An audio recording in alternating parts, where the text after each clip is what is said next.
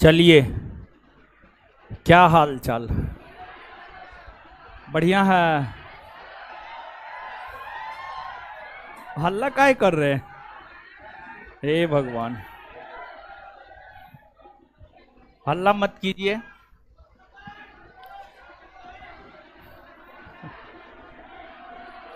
Question bank मिल जाएगा।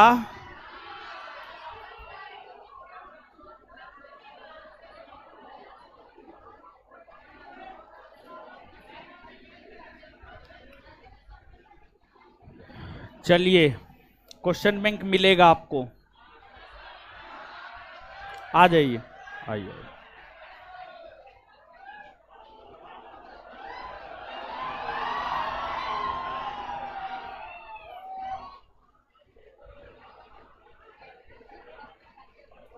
खुश रहिए। देखिए, रख दीजिए। कैमरा में देखिए, कैमरा में देखिए। आप तो पहले से जॉब में है, जॉब में है ना? राजेश जी हैं, राजेश, राजेश कुमार दास। फाउंडेशन और टारगेट दोनों बैच किए हैं। पहले से बिहार पुलिस एक्साइज में है और इस बार 1275 में इनका फाइनल सिलेक्शन हुआ है। एक बार इनके सिलेक्शन के लिए जोर से ताली। तो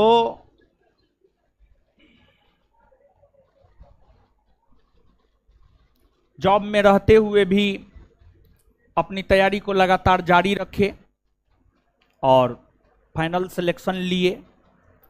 जॉब में रहते हुए तैयारी करना थोड़ा कठिन हो जाता है।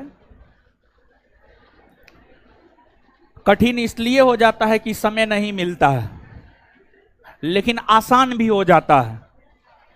और आसान इसलिए हो जाता है, टेंशन नहीं रहता है रिजल्ट हो या ना हो।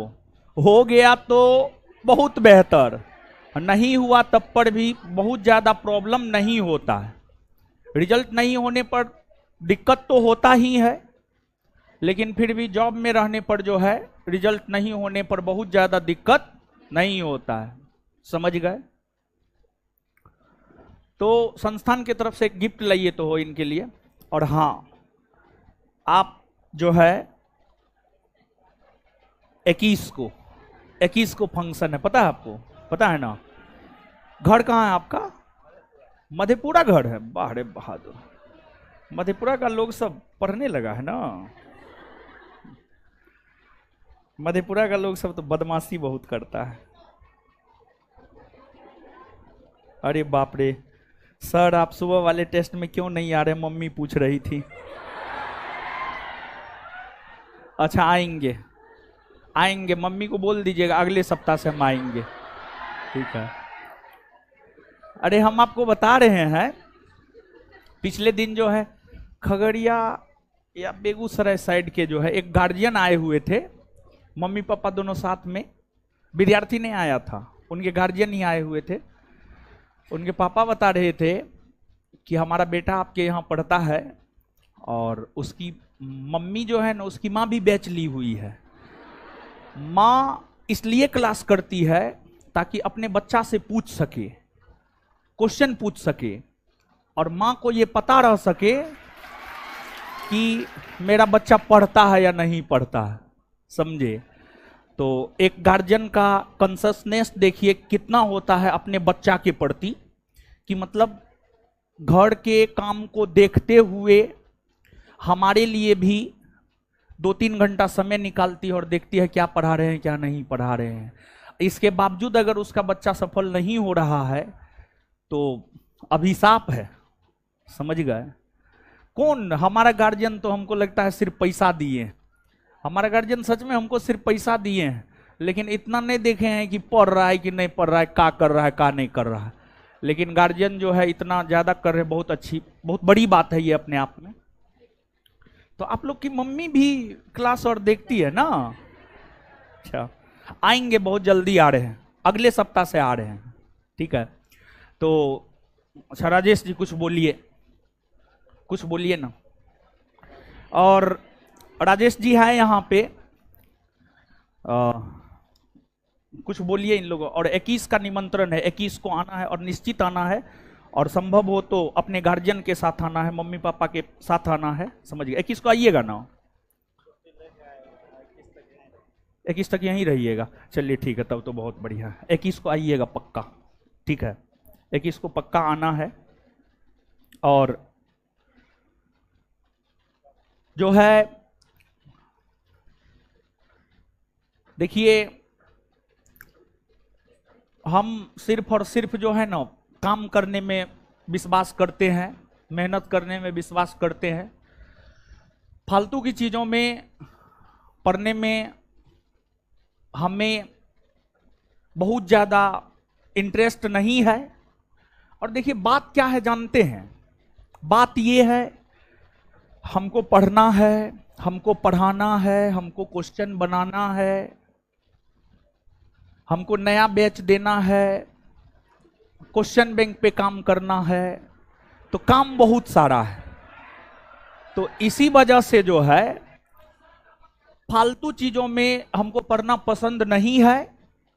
लेकिन जो है कुछ लोग पढ़ाते नहीं हैं, हवाबाजी पर जो है काम चल रहा है, उनके लिए काम कोई और करता है, मटेरियल कोई और तैयार करता है।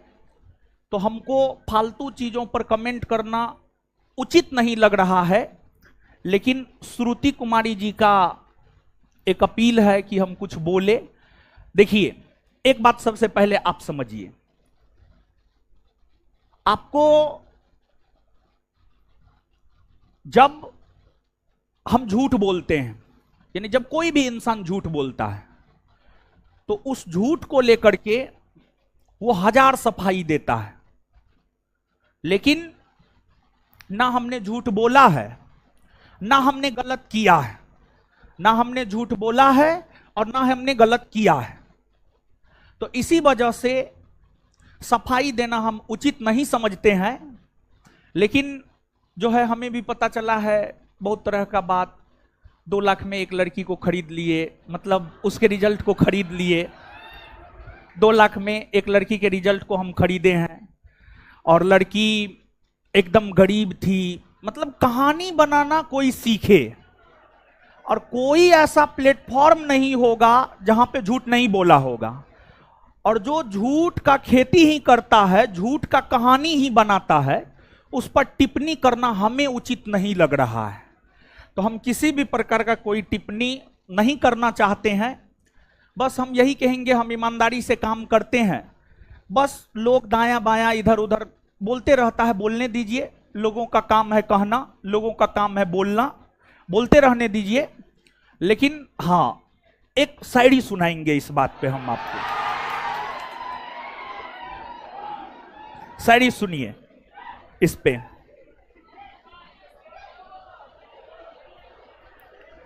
सुनिए राजेश जी, आप भी सुनिए, जीवन में काम आएगा।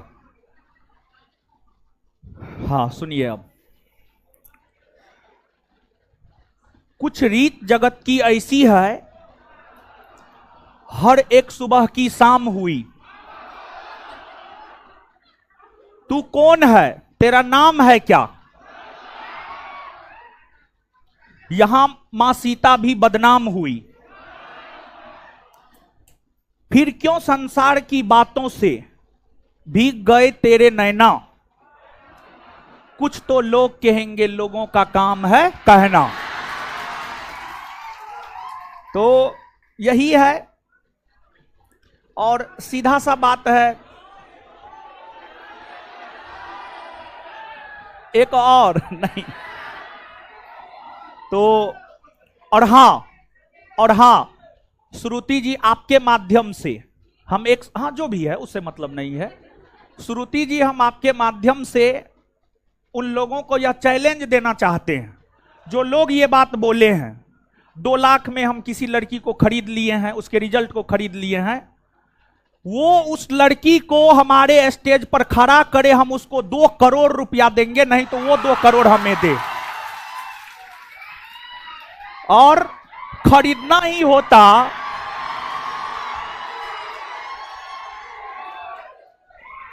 इतना क्षमता अपना विकसित कर लिए हैं, इतना क्षमता अपना विकसित कर लिए हैं, खरीदना ही होता 1275 के 1275 को खरीद लेते, समझे।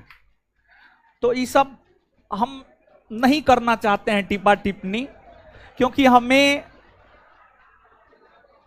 इन चीजों में विश्वास नहीं है। और सबसे बड़ी बात है, जब हमने गलत किया ही नहीं है तो सफाई किस बात का, जब हमने झूठ बोला ही नहीं है तो सफाई किस बात का। लेकिन हम पुनः ये बात कह देना चाहते हैं, जो लोग कहानी बना करके बोल रहा है वो हमारे स्टेज पे उस लड़की को प्रकट कर दे, 2 करोड़ देंगे, 2 करोड़, 2 करोड़ उसको देंगे हम, 2 करोड़, नहीं तो वो हमको 2 करोड़ दे, समझ गए, जो कहानी बना करके बोल रहा है, समझे। तो ये सब चलता रहेगा, समझे। बस आप लोग का काम अपना पढ़िए, पढ़ते रहिए, समझे, और कुछ न है। ऐसे आरोप प्रत्यारोप लगता रहेगा। चलिए, तो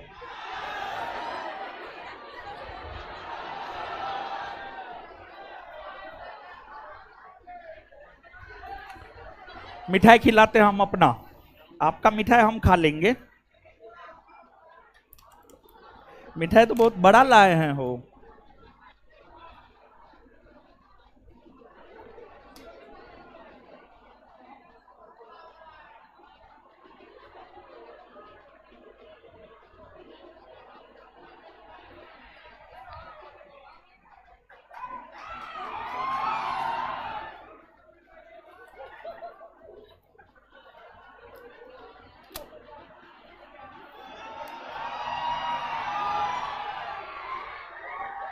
आ जाइए, आप लोग भी आ जाइए।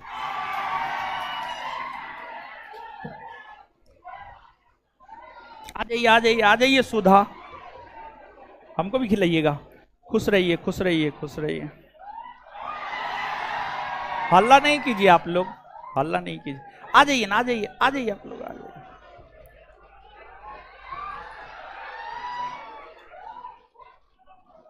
मिठाई बढ़िया है वो, खा लेते हैं पूरा। क्या क्या होगा, थोड़ा और मोटे हो जाएंगे, और क्या।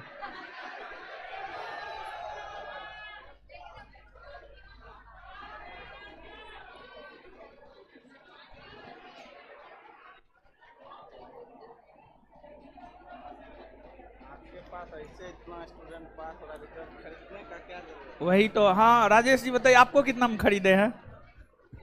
राजेश जी को भी हम खरीदे हैं, सुधा को भी खरीदे हैं, सारा रिजल्ट खरीदे हैं, समझे।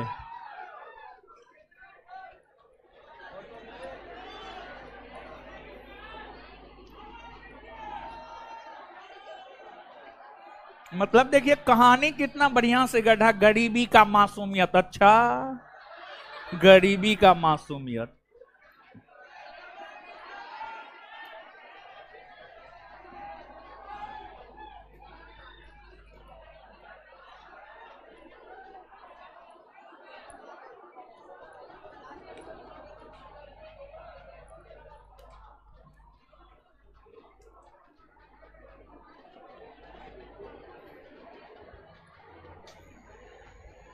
फिजिकल दिए थे तो वहीं पे करोगा आपकी लड़की, तो वही बोली थी कि आपका जनरल से रिजल्ट हुआ है, कौन कैटेगरी से? ओ, हमारा वैसे 88 मार्क्स, 88, वाह। जितना भी टेस्ट हुआ है सब में इस टेस्ट से टॉप 5 से बाहर नहीं है।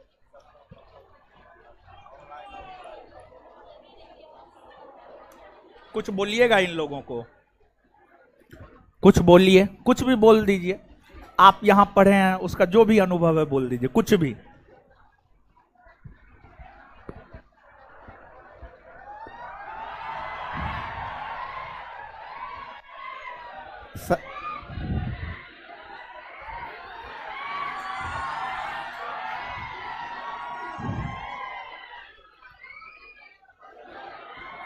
आप सभी को गुड आफ्टरनून।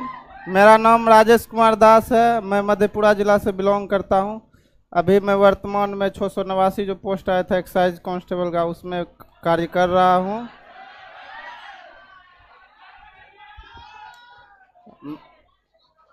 मैं दरोगा टारगेट बैच और फाउंडेशन बैच दोनों किया हुआ हूँ। मैं यही कहूँगा सर, जो पढ़ाते हैं इतना डीप में पढ़ाते हैं, इतना डीप में मैंने और किसी भी सर को पढ़ाते हुए नहीं देखा है। बहुत ही अच्छा पढ़ाते हैं सर। और कोई भी वैकेंसी हो उसका फॉर्म आने से पहले सिलेबस कंप्लीट होना चाहिए। एक बार में फुल एंड फाइनल क्लियर होगा, जैसे मेरा फर्स्ट अटेम्प्ट में क्लियर हुआ। धन्यवाद।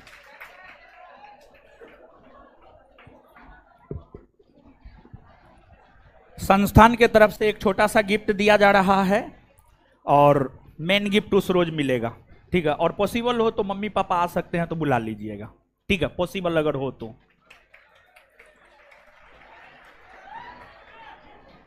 चलिए चलिए जाइएगा तो निकलिए, ठीक है। आ जाइए अब सुधा, आप वेट कीजिए, पहले सुधा आई है। सुधा और स्वीटी, अच्छा। और सुधा के बारे में जहां तक हमें स्मरण है, टेस्ट में प्रत्येक शनिवार को टेस्ट होता था। प्रत्येक शनिवार को 1275 वाले वैकेंसी में प्रत्येक शनिवार को टेस्ट होता था। बैच की लड़की रही है, संभवतः तीसरा बैच, तीसरा या दूसरा बैच, तीसरा बैच, शाम में 5 से 7, शाम में 5 से 7 तीसरा बैच था। उसी बैच की लड़की रही है सुधा। और टेस्ट में टॉप लड़का लड़की में, टॉप लड़का लड़की में सुधा जो है कई बार हमारे ख्याल से स्टेज पे आई है। हम सही बोल रहे हैं, गलत बोल रहे हैं? हमारे ख्याल से सही बोल रहे हैं, सही बोल रहे हैं। टेस्ट में हमेशा से टॉप रही है, तो स्वाभाविक सी बात है रिजल्ट तो होना ही था। और जो है आप लोग भी मेहनत कीजिए और आप लोग भी ऐसे ही सफल होकर के आइए, मिठाई खिलाइए। और थोड़ा मोटे हो गए हैं, थोड़ा और मोटे बना दीजिए हमको। और क्या कहेंगे, और तो कुछ नहीं कहेंगे। सुधा, आप क्लास किए हैं, टेस्ट दिए हैं, तो थोड़ा सा आप अपना अनुभव इन लोगों के साथ साझा कीजिए। और फिर उसके बाद रविशंकर खगड़िया का है, बहुत पुराना विद्यार्थी है, समझ गए।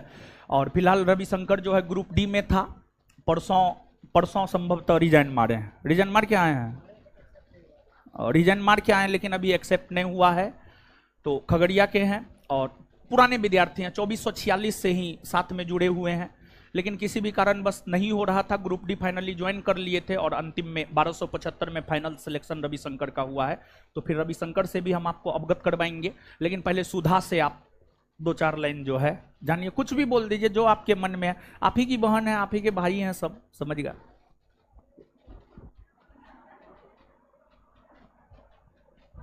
क्या बोले सर?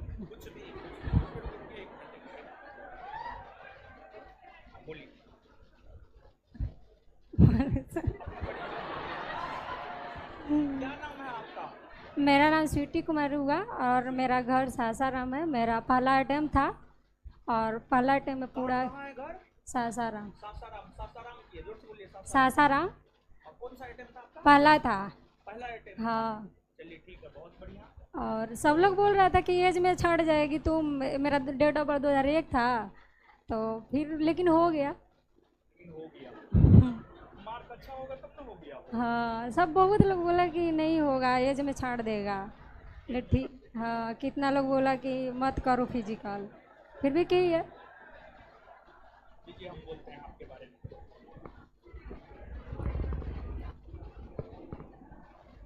पहला अटेम्प्ट था ना, स्वीटी उर्फ सुधा, सासाराम की रहने वाली है। पहला अटेम्प्ट था, 2001 इनका डेट ऑफ बर्थ है, 2001 इनका डेट ऑफ बर्थ है। और 2024 चल रहा है, मतलब 2001 23 साल। और पहला अटेम्प्ट में जो है इनका क्लियर हुआ। ग्रेजुएशन कब हुआ आपका? 19-22, 2019-22 सेशन था, 2022 में इनका ग्रेजुएशन हुआ है और 2024 में जो है क्लियर हो गया है। और पापा क्या करते हैं आपके? ट्रैफिक पुलिस है। और कितने भाई बहन हैं आप? 4। बड़ी हैं या छोटी? सेकेंड नंबर पे। और चलिए ठीक है, बहुत बढ़िया। और पहली बार में इनका सिलेक्शन हुआ है और काफी कम उम्र में इनका सिलेक्शन हुआ। एक बार इनके लिए जोर से ताली। इससे पहले इनका कोई एग्जाम नहीं निकला था, पहला एग्जाम दरोगा ही है, और शुरू से लेकर लास्ट तक जो है अंतिम सफर तय कर ली। आप बहुत ज्यादा बधाई के पात्र हैं, समझ गए, और के तुलना में जो है ज्यादा बधाई के पात्र हैं आप, यानी सुधा उर्फ स्वीटी या स्वीटी उर्फ सुधा, क्योंकि पहली बार में फाइनल तक पहुंचना बड़ी बात है अपने आप में, समझ गए। तो हम आपको मिठाई खिलाते हैं पहले, इस संस्थान का मिठाई। आइए तो, आइए आइए आइए आइए, काहे शर्मा रहे हैं, शर्माइए नहीं।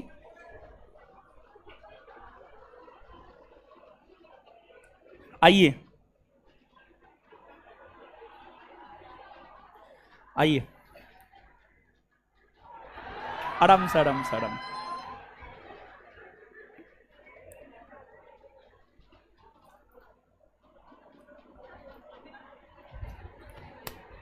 और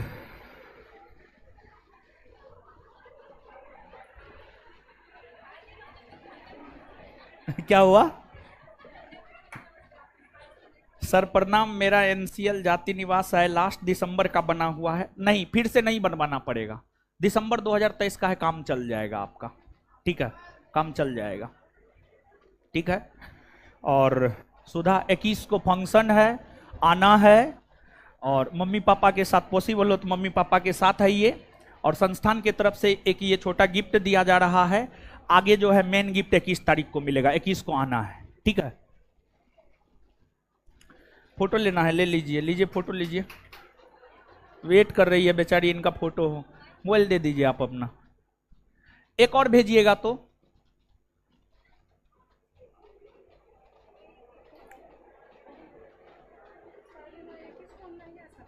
क्या काहे?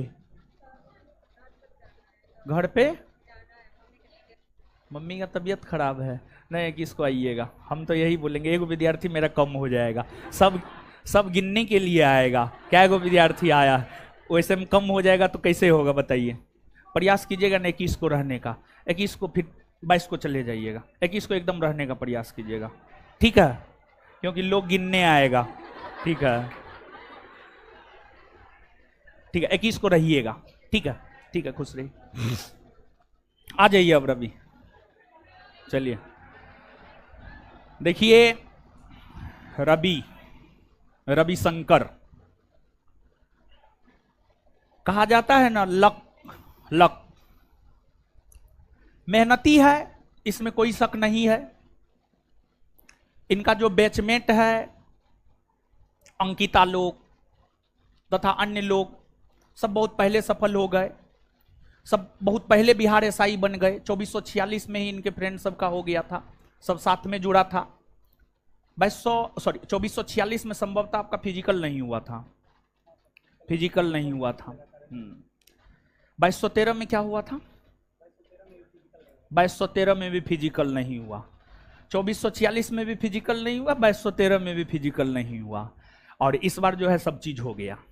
और इनका ताल्लुकात संस्थान के हॉस्टल से रहा है, ये संस्थान के हॉस्टल में भी रहे हैं, और ये संस्थान के हॉस्टल में समय समय पर जुड़ते रहे, बिछुड़ते रहे, फिर जुड़े, फिर बिछुड़े, अकॉर्डिंग यानी ड्यू टू जॉब के वजह से। जैसे ग्रुप डी में थे तो फिर इन्हें ड्यूटी भी जाना रहता था, तो जैसे परीक्षा नज़दीक आया, 1 महीना परीक्षा को बचा, हॉस्टल से जुड़ जाते थे, फिर जो है फिर ड्यूटी गए, फिर आए, इस प्रकार से जो है हॉस्टल से इनका रहा है। और फिजिकल जो है जुनून एकेडमी समस्तीपुर से ये किए हैं, पिछले 2 बार फिजिकल जो है इनका ये हो गया था, तो इस बार इनको हम सजेशन दिए थे और हॉस्टल के सारा लड़का को भेजे थे जुनून एकेडमी समस्तीपुर, तो वहीं से इनका फिजिकल हुआ है। और जुनून एकेडमी का रिजल्ट फिजिकल में बहुत शानदार रहा है, और जो है रविशंकर का सफर जो है सफलता असफलता दोनों वाला रहा है। कुछ कहिए इन लोगों को, कुछ भी कह दीजिए। और 21 को तो रहिएगा ना, अब तो रहना ही है, और बढ़ चढ़कर पार्टिसिपेट करना है महाराज, समझे। आप लोग नहीं कीजिएगा तो कौन करेगा मेरे लिए, बताइए। लीजिए कुछ बोलिए जो मन में आ रहा है, लगभग 2-3 साल आप हमारे साथ रहे हैं, ठीक है, 2-3 साल। उस दौरान जो भी आप अनुभव किए अपने जीवन में, चाहे सफलता मिले या असफलता, समझ गए, लेकिन फाइनली तो आप जॉब में थे ही पहले, और जो एक सपना था कि नहीं बिहार एसआई बनना है, फाइनली आप बन भी गए हैं। बोलिए जो मन में आ रहा है, बोलिए आप।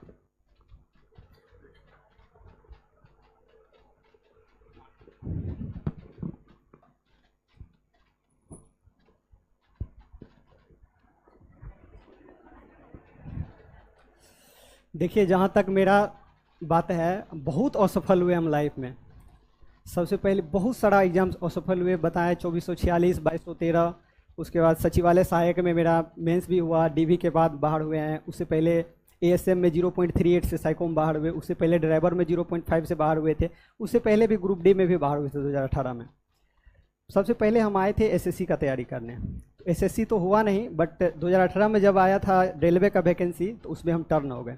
फिर रेलवे भी नहीं हुआ, तो जब 2446 हुआ था तो मेरा नया नया ग्रेजुएशन हुआ था। हम फॉर्म डाल दिए, फॉर्म तो डाल दिए, बट जब सेट मारते थे तो पता चलता था मेरा आता 25 नंबर 30 नंबर, और मेरे एक भैया थे उसका आता था 55-60। उसके साथ हम कोशिश किए, जुड़ के पढ़े, बट वो नहीं चाहा पढ़ना साथ में, तो फिर छोड़ दिए, फिर अकेले पढ़े। तो किसी तरह प्री हो गया। और प्री का जब एग्ज़ाम दिए थे उससे पहले मतलब अच्छा 70 के आसपास क्वेश्चन सही था, तो हमें लग गया कि एग्ज़ाम हो जाएगा, रिजल्ट हो जाएगा। तो फिर हम ऐसे घूम रहे थे, हम तो ओवर कॉन्फिडेंस थे कि मेंस भी हो जाएगा। लेकिन एक दोस्त के पास गए तो बोला कि चलो ऐसा ऐसा है, ज्ञान बिंदु फ्री में पढ़ा रहा फिलहाल, जब तक रिजल्ट नहीं आएगा तो चलो। तो हम बोले है जीएस पढ़ने का चीज़ है, हम नहीं जाएंगे, अपने से पढ़ लेंगे। क्योंकि फर्स्ट अटेम्प्ट में अपने से पढ़ के 70 क्वेश्चन सही करना उसमें बहुत, मेरे लिए बहुत बड़ी बात थी। फिर आए और सर के पास ज़बरदस्ती लेके आया। जब आए पहला क्लास किए तो निकलने के बाद हम उस लड़का को बोल दिए, अब आप क्लास करिए कि नहीं करिए, हम क्लास पूरा करेंगे, चाहे मेरा रिजल्ट हो अथवा ना हो। और उसी दरमियान जो है सर से जुड़े और उसी समय क्लास किए, टेस्ट किए, सब कुछ किए। फिर बीच में लॉकडाउन लगा, लॉकडाउन में कुछ दिन के लिए घर गए, फिर आए, फिर लॉकडाउन से ही सर से पूरा लॉकडाउन यहीं रहे और जुड़ते रहे। और इसी का नतीजा है कि मेरा लगातार 3 बार, फिजिकल नहीं हुआ 2 बार अलग बात है, लेकिन प्री और मेंस अच्छे नंबर से 3 बार हुआ है, सर से ही जुड़े रहे। उसी बीच में जो मेरा ये भी हुआ, ग्रुप डी भी हुआ, एएसएम भी हुआ और सचिवालय सहायक भी, और सब इसी संस्थान का बदौलत है कि हम हर चीज़ यहीं से किए हैं। तो पढ़ाई के बारे में जितना हम बताएंगे उससे कई गुना ज़्यादा सर हैं, सर बताएंगे आप लोग को। जहाँ तक मेरा बात रहा, मेरा मानना है जितना भी सफल आदमी है उसको आप देख लीजिए, वो जिद्दी है। जब तक असफलता नहीं मिलता ना, सफलता का मज़ा नहीं आता। जब आप असफल होइएगा तो आपको ये चीज़ पता चलेगा कि आपके साथ कौन है कौन नहीं है। आप जब असफल होने लगिएगा, जो आपका अपना है वो दूर भागने लगता है। जब आप सफल होइएगा, जो दूर भागा है वो खुद आपके नज़दीक आएगा, फोन करेगा, हाँ भाई हम तो जानते थे तेरा हो ही जाएगा। उसको कुछ नहीं पता है होगा कि नहीं, वो बस बोलता है। तो बस इतना कहेंगे कि आप इस संस्थान से जुड़े हैं, सर जितना करवा रहे हैं उतना करिए। हम जो किए हैं, सर का नोट्स किए हैं, सर के नोट्स के अलावा क्वेश्चन बैंक किए हैं, क्वेश्चन बैंक के अलावा 50 क्वेश्चन का जो टेस्ट होता है वो आपको मेरिट बनाने में सहायक करे। सबसे बड़ा फैक्टर है मेरिट का। 50 क्वेश्चन का टेस्ट दीजिए और इतना ही सफिशियंट है। आदमी क्या करता है कि मार्केट में 10 गो बुक आता है, 10 बुक पढ़ता है। मेरा मानना है एक बुक को 10 बार पढ़िए, ना कि 10 बुक को एक बार। सिर्फ सर का नोट्स पढ़िए, सर के नोट्स के अलावा क्वेश्चन बैंक पढ़िए, और जो सेट लगाते हैं वो, और 50 क्वेश्चन वाला मत भूलिए, वो जरूर लगाइए। आपका कहीं नहीं जा रहा और आप मेरिट बनेगा, इसका गारंटी हम देते हैं। बस।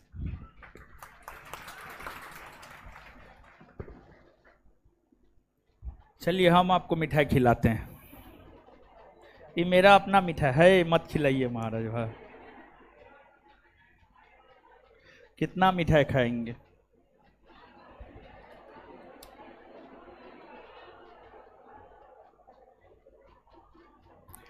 रुकिए रुकिए, थोड़ा तोड़ के दीजिए, ठीक है, तोड़ के आधा दीजिए, आधा।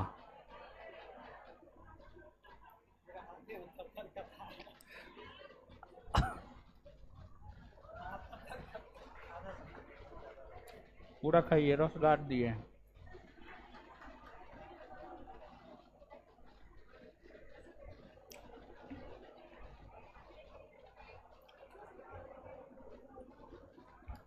हाथ खोल।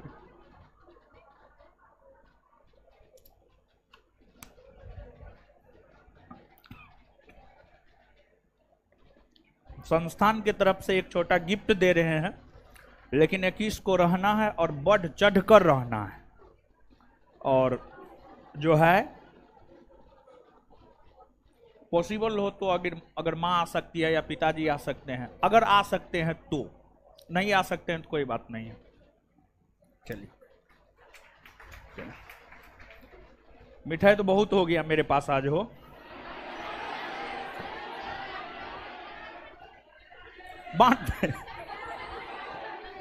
बांटेंगे ना, हम खाएंगे। मेरे फ्रिज का मिठाई खत्म हो गया है, ले जाएंगे सारा, हम अपना खाएंगे। काहे देंगे आप लोग को? तो चलिए अब पढ़ते हैं। अरे आप लोग को बोलना पड़ेगा जी, बताइए तो, मतलब रिजल्ट को लेकर के आप लोग को बोलना पड़ेगा। इसमें क्या क्या है आप नहीं देख रहे हैं, डेली आ रहा है लोग, और इसके अलावे हर बैच में, फाउंडेशन बैच में 2 लोग 4 लोग 5 लोग डेली आ जाता है। 3-4 फाउंडेशन बैच है, हर जगह लोग आ रहा है, समझ गए। ऐसे जब फ्री होते हैं रात में बहुत सारे लोग मिलने आते हैं, समझे। आप लोग को रिजल्ट के विषय में बोलना पड़ेगा। आप लोग को तो हमारी बातों को आप लोग को रखना चाहिए। हम क्या रखेंगे अपनी बात महाराज? जब हम ही रखेंगे अपनी बात तो आप लोग काहे के लिए हैं बताइए, समझे। हाँ, इसका जवाब दे दिए थे, टेस्ट में आएंगे अगले सब। काहे नहीं होगा? देखिए, अगर 2003 है, 2024-21 साल, 20 साल या उससे ऊपर है तो आप निश्चित तौर पर भर सकते हैं, फॉर्म भर सकते हैं। अब आइए अब पढ़ते हैं।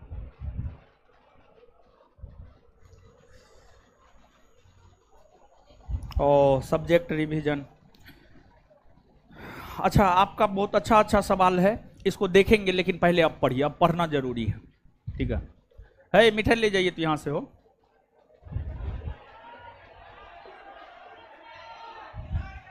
सब मेरे गाड़ी में दे दीजिएगा। अरे आप लोग को खिलाएंगे, चिंता मत कीजिए। और ये भी ले जाइए, जब मांगेंगे तब दीजिएगा। चलिए अब आइए तो, अब शांत हो जाइए। क्या बोल रहे हैं? हाय, क्या बोल रहे हैं? मिठाई मेरे लिए ना आया है वो मिठाई? वो मिठाई किसके लिए आया है? मेरे लिए ना, तो हम ना खाएंगे, तब फिर उस मिठाई में काहे अपना हक जमा रहे हैं? आगे आइए, अब आगे आइए।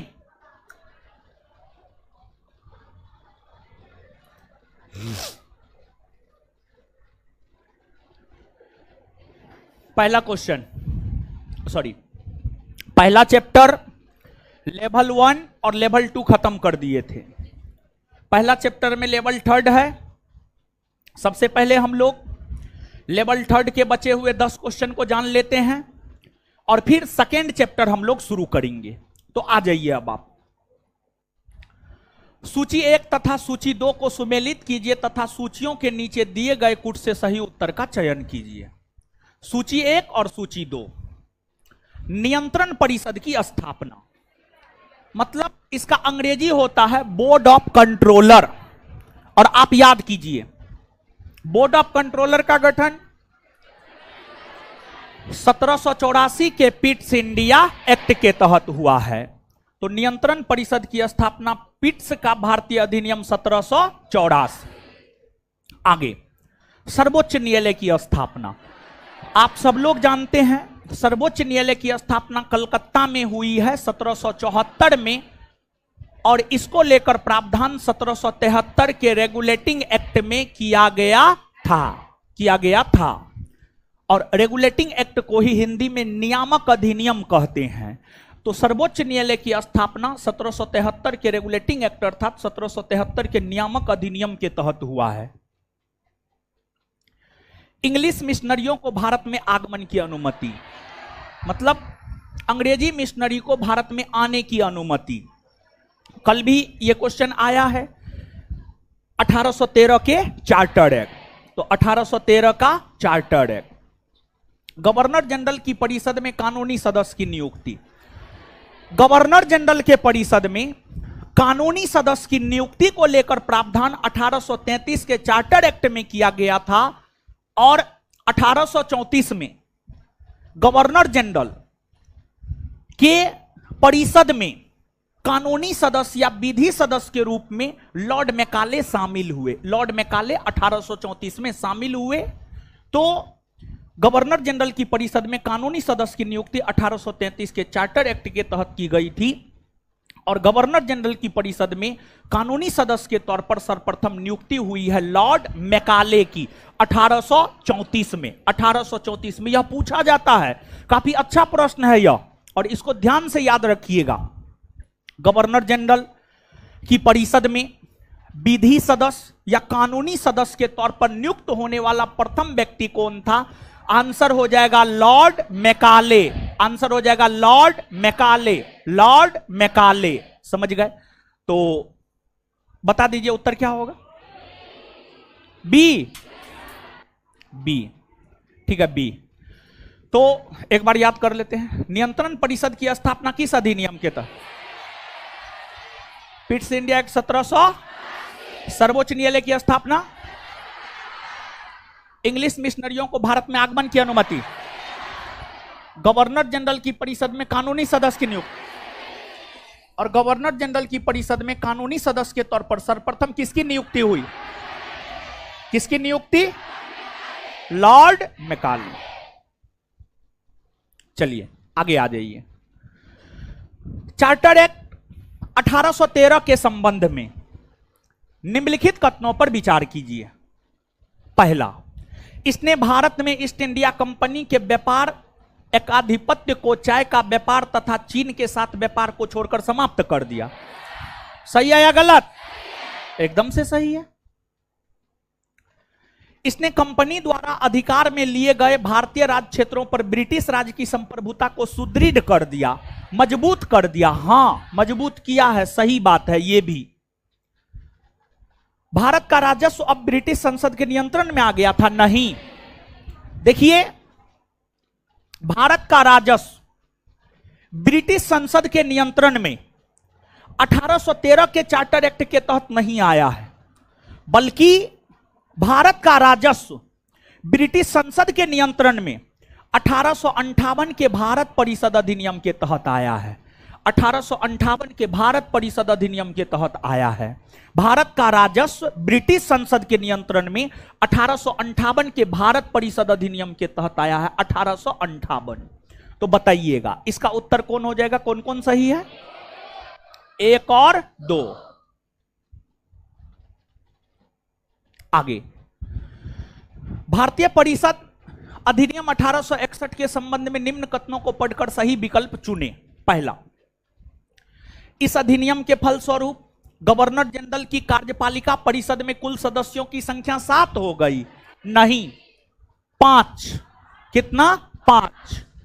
1861 के भारत परिषद अधिनियम के तहत गवर्नर जनरल की कार्य परिषद में कुल सदस्यों की संख्या हो गई 7 नहीं बल्कि 5। और जो 5 सदस्य था, सभी 5 सदस्य अलग अलग विभाग से संबंधित थे। सभी 5 सदस्य अलग अलग विभाग से संबंधित थे। एक था आपको राजस्व विभाग से संबंधित, एक था आपको सैन्य विभाग से संबंधित, एक था आपको कानूनी विभाग से संबंधित, फिर एक था आपको वित्त विभाग से संबंधित, और एक था आपको गृह विभाग से संबंधित। एक था आपको गृह विभाग से संबंधित, गृह विभाग से संबंधित।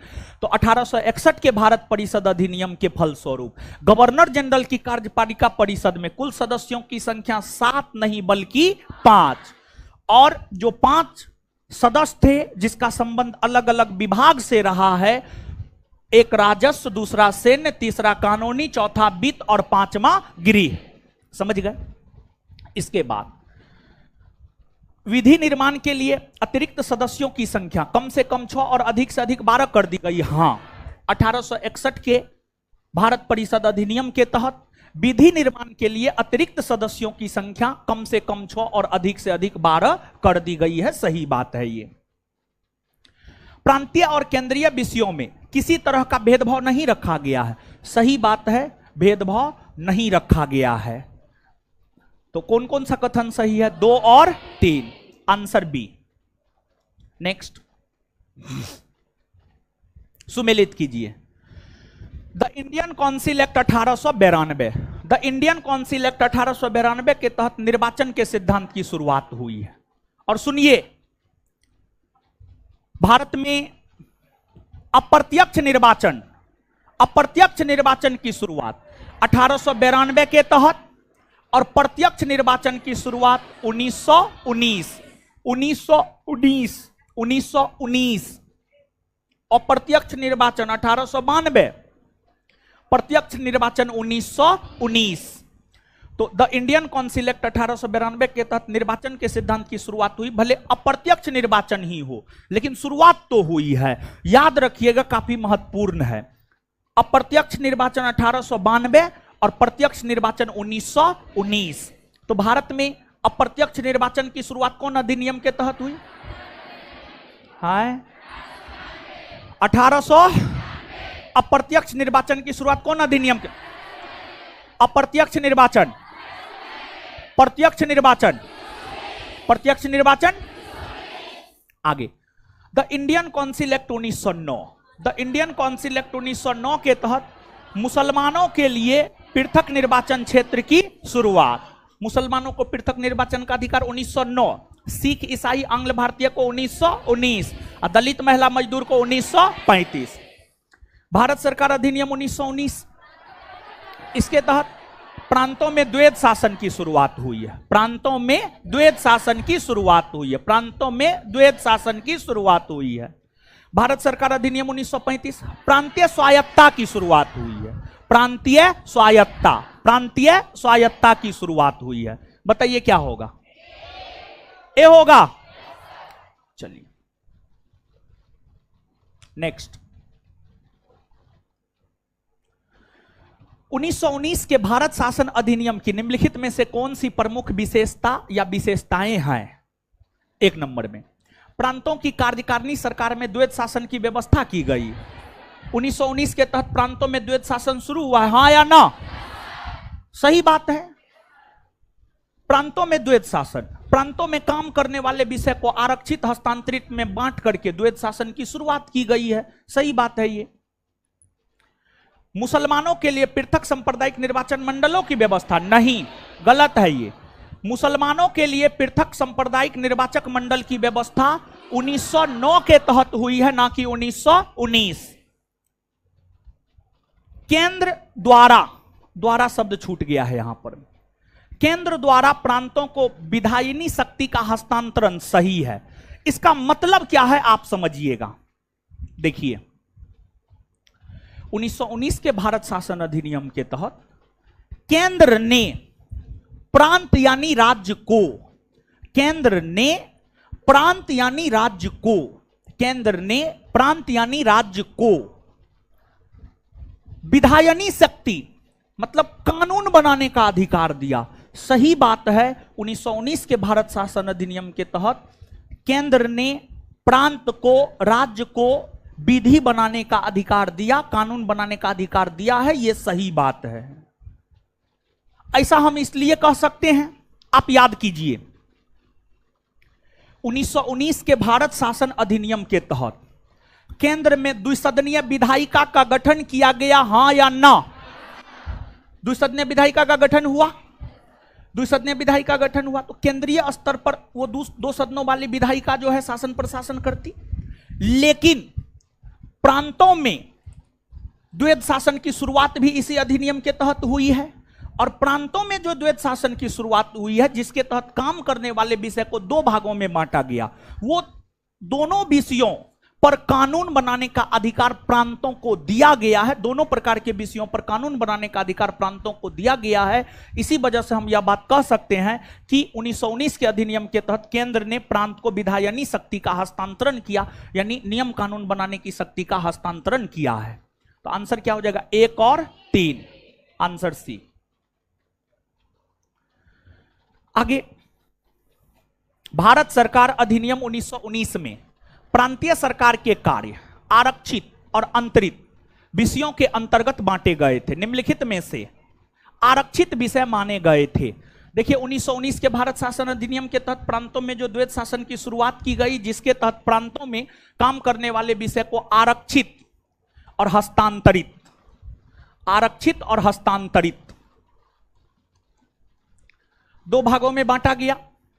आरक्षित विषय के अंतर्गत अगर देखा जाए तो आरक्षित विषय के अंतर्गत न्याय प्रशासन, न्याय प्रशासन, भू राजस्व, भू राजस्व, पुलिस, सिंचाई, यह सब आरक्षित विषय के अंतर्गत आता था। फिर हस्तांतरित विषय की अगर हम लोग बात करें तो शिक्षा,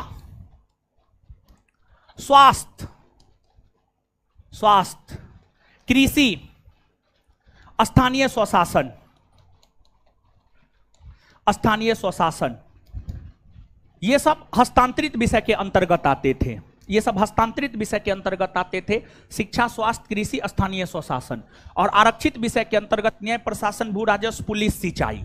तो यहां पर आरक्षित विषय पूछ रहा है, तो आरक्षित विषय में न्याय प्रशासन आता है, भू राजस्व आता है, पुलिस आता है, सिर्फ स्थानीय स्वशासन नहीं आता। आंसर हो जाएगा 1, 3 और 4, 1, 3 और 4। आगे, भारतीय इतिहास के संबंध में द्वैध शासन सिद्धांत किसे निर्दिष्ट करता है?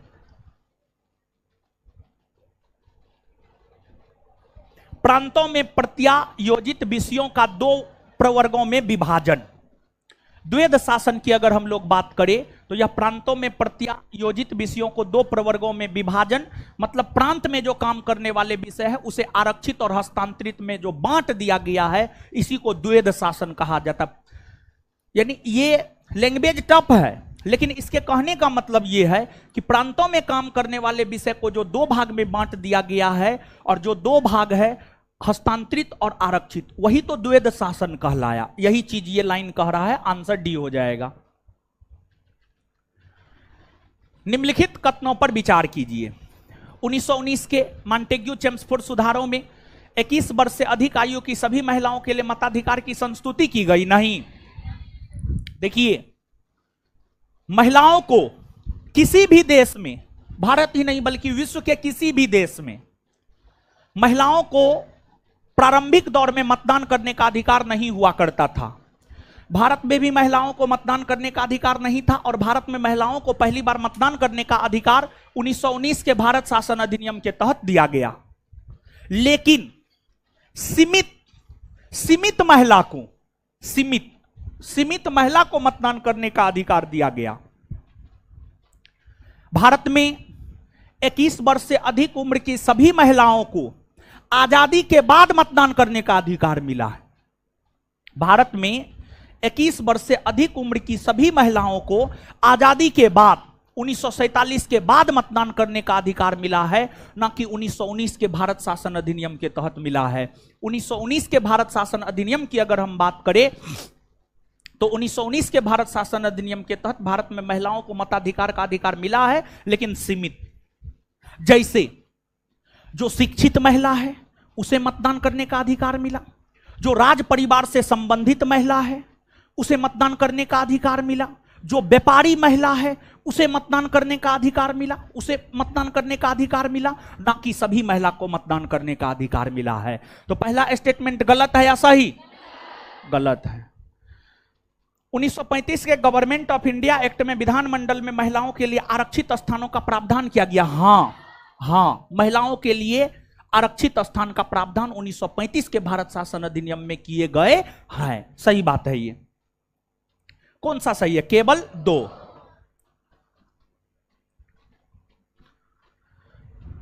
निम्नलिखित में से एक भारत सरकार अधिनियम 1935 की मुख्य विशेषताओं में से नहीं थी।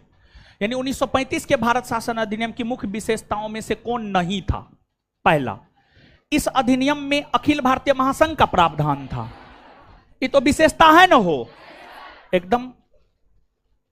अवशिष्ट विषय प्रांतीय विधायकों को आवंटित किया गया था, नहीं ना।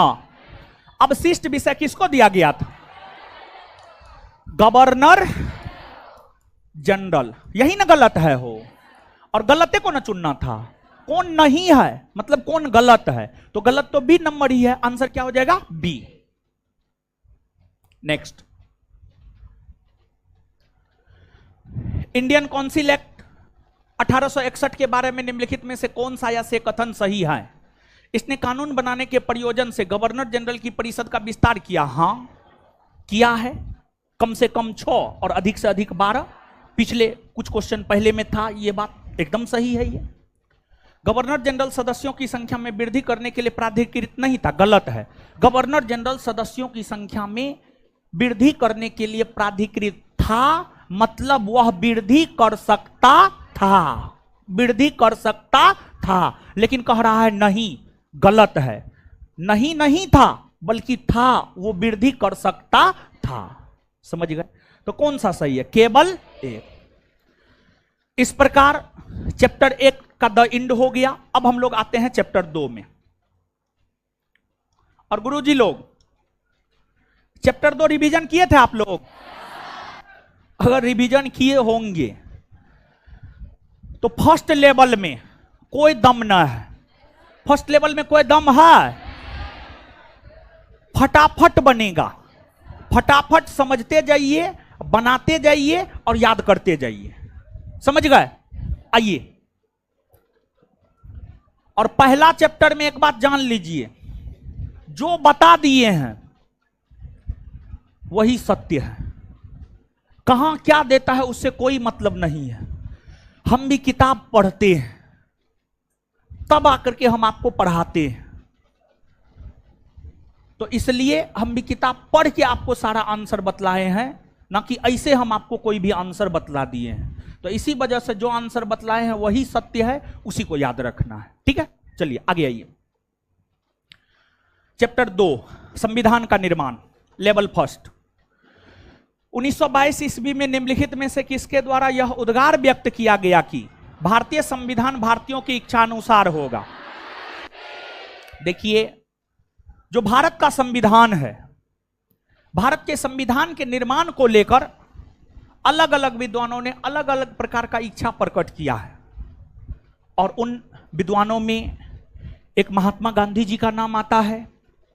और बात अगर गांधी जी की करें तो गांधी जी ने 1922 ईस्वी में यह इच्छा प्रकट किया कि भारतीय संविधान का निर्माण भारतीयों के इच्छा अनुसार किया जाएगा। भारतीय संविधान का निर्माण भारतीयों के इच्छा अनुसार किया जाएगा, अर्थात इसका सही उत्तर हो जाएगा महात्मा गांधी। तो 1922 ईस्वी में किसके द्वारा यह उद्गार व्यक्त किया गया कि भारतीय संविधान भारतीयों की इच्छा अनुसार होगा? 1922 ईस्वी में निम्नलिखित में से किसके द्वारा यह उद्गार व्यक्त किया गया कि भारतीय संविधान भारतीयों की इच्छा अनुसार होगा? महात्मा गांधी। आगे, वर्ष 1928 में कांग्रेस नेताओं की एक समिति ने भारत के लिए एक संविधान का मसौदा तैयार किया। मतलब भारतीय संविधान के निर्माण को लेकर मसौदा, एक प्रारूप तैयार किया, एक ड्राफ्ट तैयार किया, एक ड्राफ्ट तैयार किया। मसौदा कहिए, प्रारूप कहिए, ड्राफ्ट कहिए, बात बराबर है, तैयार किया। इस समिति की अध्यक्षता किसने की थी? देखिए, ध्यान दीजिएगा, सुनिएगा, आप याद कीजिए, साइमन कमीशन आयोग। साइमन कमीशन आयोग का गठन 1927 में और इसका भारत आगमन 1928 में हुआ। साइमन कमीशन आयोग में 7 सदस्य थे, सातों के सातों अंग्रेज थे। उसमें एक भी भारतीय सदस्य नहीं था, इसी वजह से उसका विरोध हुआ। देखिए, साइमन कमीशन आयोग की बात करेंगे ना, गौर से सुनिएगा। अब जो बात है उसको गौर से सुनिएगा, तभी क्वेश्चन हमेशा के लिए आपको याद रह जाएगा। साइमन कमीशन आयोग के कई कार्य थे। साइमन कमीशन आयोग का एक काम था 1919 का भारत शासन अधिनियम भारत में अच्छे से लागू हुआ है या नहीं हुआ है उसकी जांच करना। और साइमन कमीशन आयोग का दूसरा काम था भारत के भावी संविधान के निर्माण को लेकर मसौदा या प्रारूप तैयार करना। तो साइमन कमीशन आयोग का एक काम यह भी था कि वह भारत के भावी संविधान के निर्माण को लेकर एक प्रारूप या एक मसौदा तैयार करता।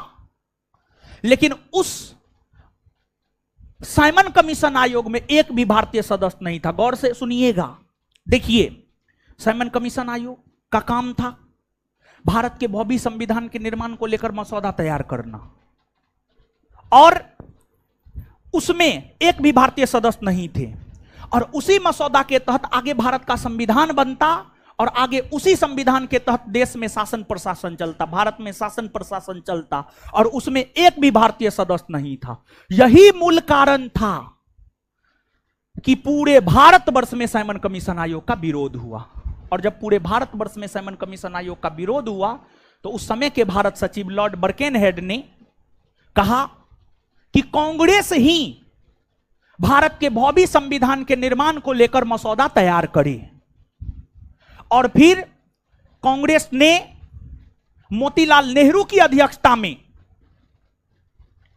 भारत के भावी संविधान के निर्माण को लेकर मसौदा तैयार किया। कांग्रेस ने मोतीलाल नेहरू की अध्यक्षता में भारत के भावी संविधान के निर्माण को लेकर मसौदा तैयार किया, लेकिन उससे मुस्लिम लीग सहमत नहीं था। इसी वजह से वह लागू नहीं हो पाया। तो इस प्रश्न का उत्तर हो जाएगा मोतीलाल नेहरू। कुछ समझ पाए हैं? तो वर्ष 1928 में कांग्रेस नेताओं की एक समिति ने भारत के लिए एक संविधान का मसौदा तैयार किया। इस समिति की अध्यक्षता किसने की? वर्ष 1928 में कांग्रेस नेताओं की एक समिति ने भारत के लिए एक संविधान का मसौदा तैयार किया। इस समिति की अध्यक्षता किसने की? काफी अच्छा क्वेश्चन है, एनडीए 2020 का पूछा हुआ क्वेश्चन है। आगे, स्वतंत्रता के पूर्व के दिनों में, मतलब 1947 से पहले के दिनों में, प्रारंभ में किसने संविधान निर्मात्री सभा का विचार प्रस्तुत किया? सबसे पहले वामपंथी विचारधारा के प्रमुख नेता एमएन रॉय ने 1934 ईस्वी में भारत के संविधान के निर्माण को लेकर संविधान निर्मात्री सभा के विचार को प्रस्तुत करने का काम किया था। अर्थात इसका उत्तर हो जाएगा एमएन रॉय। स्वतंत्रता के पूर्व के दिनों में, प्रारंभ में किसने संविधान निर्मात्री सभा का विचार प्रस्तुत किया? स्वतंत्रता के पूर्व के दिनों में, प्रारंभ में किसने संविधान निर्मात्री सभा का विचार प्रस्तुत किया? एमएन रॉय ने। निम्नलिखित में से किसने पहले 1934 में संविधान सभा का सुझाव प्रस्तावित किया था? एमएन रॉय। सेम क्वेश्चन है, हो परीक्षा अलग है। और देखिए यहां पर ऑप्शन हम सेट नहीं किए हैं, यहां पर देख लीजिए, आईएएस प्री 1996 का पूछा हुआ क्वेश्चन है, समझ गए? हमारा ऑप्शन नहीं है, ऑप्शन के अकॉर्डिंग हम उत्तर देंगे। भारत के लिए संविधान की रचना हेतु संविधान सभा का विचार निम्नलिखित में से किसने सर्वप्रथम प्रस्तुत किया था? स्वराज पार्टी ने 1934 में। स्वराज पार्टी ने 1934 में। यह भारतीय राष्ट्रीय कांग्रेस की ओर से पंडित जवाहरलाल नेहरू यह घोषणा कब की कि स्वतंत्र भारत के संविधान का निर्माण वयस्क मताधिकार के आधार पर चुनी गई संविधान सभा द्वारा किया जाएगा?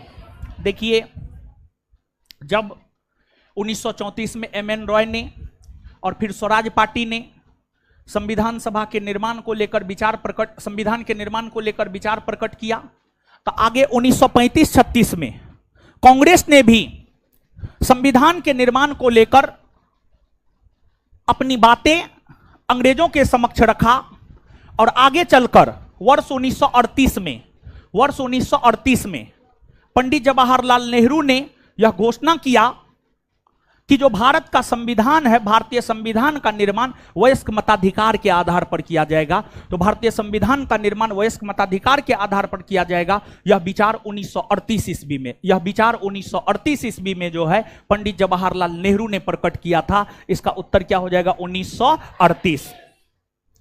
तो भारतीय राष्ट्रीय कांग्रेस की ओर से पंडित जवाहरलाल नेहरू यह घोषणा कब की कि स्वतंत्र भारत के संविधान का निर्माण वयस्क मताधिकार के आधार पर चुनी गई संविधान सभा द्वारा किया जाएगा? भारतीय राष्ट्रीय कांग्रेस की ओर से पंडित जवाहरलाल नेहरू यह घोषणा कब की कि स्वतंत्र भारत के संविधान का निर्माण वयस्क मताधिकार के आधार पर होगा? 1938। एक निर्वाचित संविधान सभा द्वारा भारत के संविधान निर्माण करने का प्रस्ताव किया गया था। देखिए, आप समझिएगा, पहली बार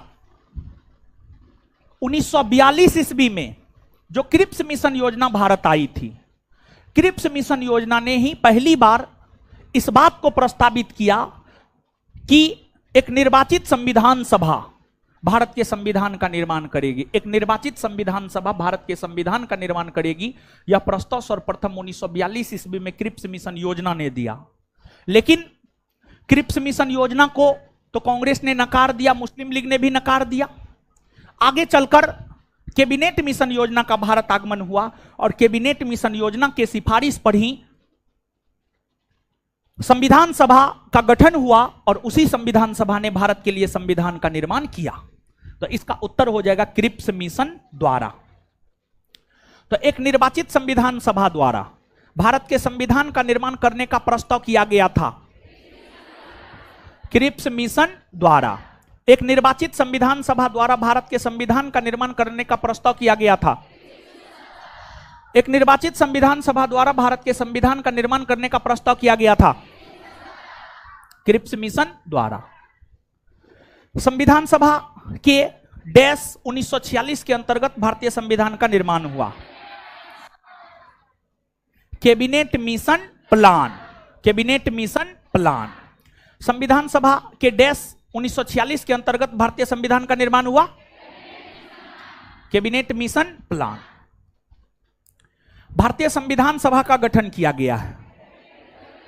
भारतीय संविधान सभा का गठन कैबिनेट मिशन योजना 1946 के अंतर्गत किया गया है। कैबिनेट मिशन योजना 1900।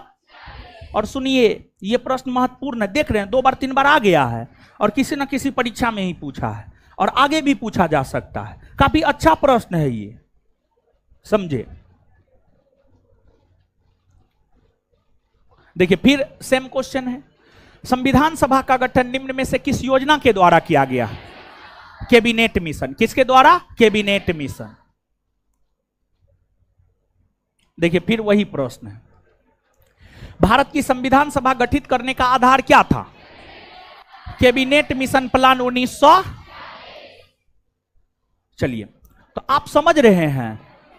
देखिए, मतलब एक ही क्वेश्चन को थोड़ा बहुत भाषा में परिवर्तन करके 4-5 बार तो हम यहां पर दिखला दिए। और वो प्रश्न जो है, हमको नहीं लगता है कि वनडे एग्जाम में कोई भी ऐसा परीक्षा होगा जो उस प्रश्न को छोड़ा होगा। समझ गए? तो अब आगे आते हैं। कैबिनेट मिशन भारत आया। कैबिनेट मिशन का भारत आगमन हुआ है 24 मार्च 1946। 24 मार्च 1900 आंसर हो जाएगा 24 मार्च 1946। देखिए, बात क्या था जानते हैं? बात यह था 1945 में इंग्लैंड में आम चुनाव हुआ और उस आम चुनाव में प्रधानमंत्री पद के उम्मीदवार लेबर पार्टी के तरफ से थे क्लीमेंट एटली। क्लीमेंट एटली ने यह घोषणा किया था कि अगर हमारी सरकार बनेगी तो हम भारत की सत्ता भारतीयों के हाथ में सौंपने को लेकर प्रयास करेंगे। और फिर लंदन में रहने वाले भारतीय ने लेबर पार्टी के उम्मीदवार क्लीमेंट एटली का पुरजोर समर्थन किया और क्लीमेंट एटली की सरकार बन गई। वो प्रधानमंत्री बन गए। वो प्रधानमंत्री बनने के बाद अपने कैबिनेट का गठन किया और उन्होंने भारतीयों से जो वायदा किया था उस वादा को निभाने के लिए, उन्होंने भारतीयों से जो वादा किया था उस वादा को निभाने के लिए क्लीमेंट एटली ने अपने कैबिनेट के सदस्यों को भारत भेजा। क्लीमेंट एटली ने अपने कैबिनेट के सदस्यों को भारत भेजा। यही वजह है कि उसे कैबिनेट मिशन योजना कहा जाता है। और कैबिनेट मिशन योजना में 3 सदस्य था, sir Stafford Cripps, AB Alexander, Pethick Lawrence. Sir Stafford Cripps वाणिज्य विभाग का प्रधान था, वाणिज्य मंत्री था एक प्रकार से कहिए तो क्लीमेंट एटली की सरकार में। एबी अलेक्जेंडर नौसेना विभाग का प्रधान था और पेंथिक लॉरेंस जो है भारत सचिव के पद पर थे। समझ गए? तो आंसर हो जाएगा बी। नेक्स्ट, भारतीयों को वर्ष 1947 में सार्वभौम सत्ता सौंपने की योजना निम्न में से किस नाम से जानी गई? देखिए 3 जून 1947 को 3 जून 1947 को भारतीय वायसराय लॉर्ड माउंटबेटन ने जो योजना रखी है उस योजना को 3 जून की योजना या माउंटबेटन योजना कहते हैं। और उस माउंटबेटन योजना में ही पहली बार भारत की सार्वभौम सत्ता भारतीयों के हाथ में सौंपने की बात की गई थी। अर्थात माउंटबेटन योजना के तहत भारत की सार्वभौम सत्ता भारतीयों के हाथ में सौंपी गई है, यानी इसका उत्तर हो जाएगा माउंटबेटन योजना।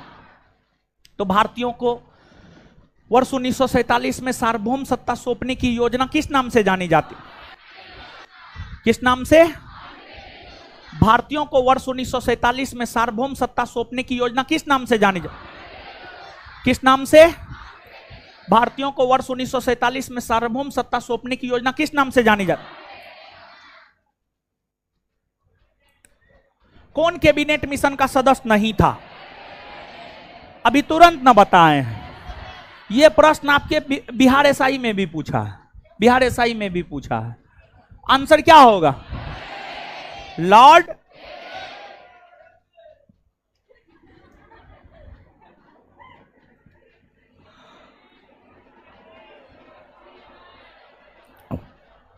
कैबिनेट मिशन प्लान के अधीन बनी संविधान सभा में कितने सदस्य थे? देखिए आप सब लोग जानते हैं कि कैबिनेट मिशन योजना ने यह प्रावधान किया था कि कैबिनेट मिशन योजना ने यह प्रावधान किया था कि प्रत्येक 10 लाख आबादी पर संविधान सभा में एक सदस्य को शामिल किया जाएगा और उस आधार पर संविधान सभा में 389 सदस्य निर्धारित किए गए। 389 सदस्य निर्धारित किए गए। आंसर क्या हो जाएगा? 389। और 389 में से आप सब लोग जानते हैं कहा गया था 296 ब्रिटिश प्रांत से आएंगे और 93 सदस्य देसी रियासत से। 93 सदस्य देसी रियासत से। और देसी रियासत के 93 सदस्यों का मनोनयन देसी रियासत के राजा महाराजा करते और 296 सदस्यों के लिए चुनाव होने थे।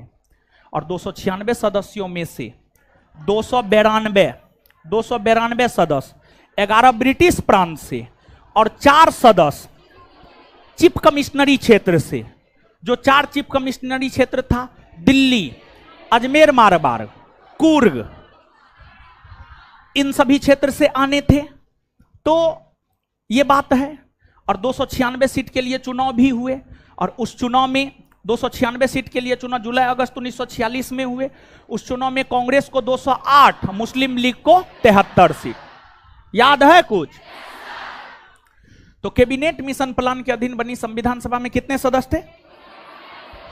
389। कैबिनेट मिशन योजना के तहत ब्रिटिश भारत को आवंटित 296 सीटों में से कितने सदस्यों का चयन गवर्नरों के प्रांतों से होना था? 200।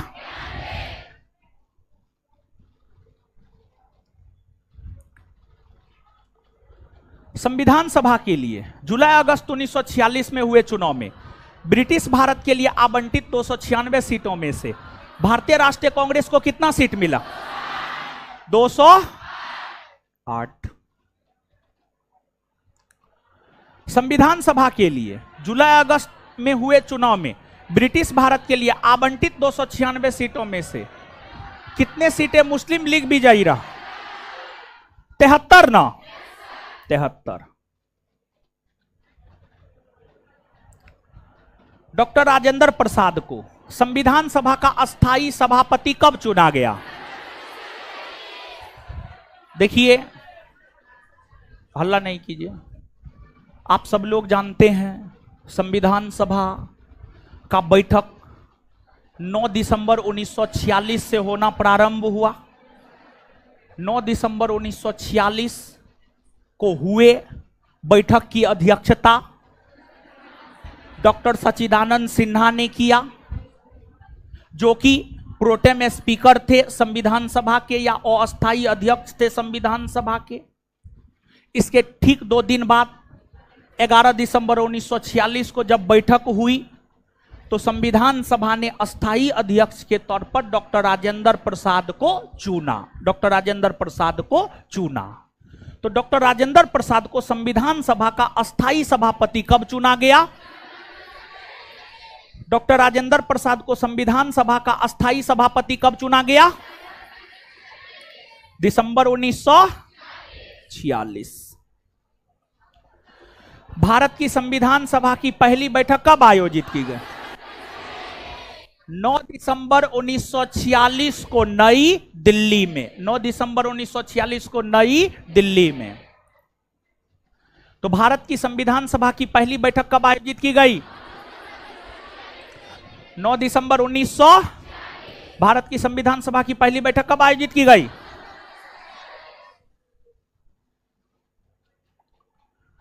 डॉक्टर राजेंद्र प्रसाद को संविधान सभा का सभापति चुना गया दिसंबर 1946।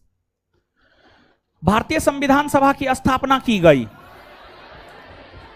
जिस रोज उसका बैठक प्रारंभ हुआ ना, वही उसका स्थापना दिवस माना जाएगा। तो 9 दिसंबर 1946 ही संविधान सभा का स्थापना दिवस भी माना जाएगा। तो भारतीय संविधान सभा की स्थापना कब की गई है? भारतीय संविधान सभा की स्थापना कब की गई है? 9 दिसंबर 1900। संविधान सभा का गठन कब हुआ है? दिसंबर 1900। भारत की संविधान सभा का प्रथम अधिवेशन कब शुरू हुआ? 9 दिसंबर 1900। 9 दिसंबर 1946 को आयोजित संविधान सभा की प्रथम बैठक के अध्यक्ष कौन थे?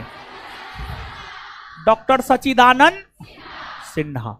9 दिसंबर 1946 को आयोजित संविधान सभा के प्रथम अध्यक्ष कौन थे?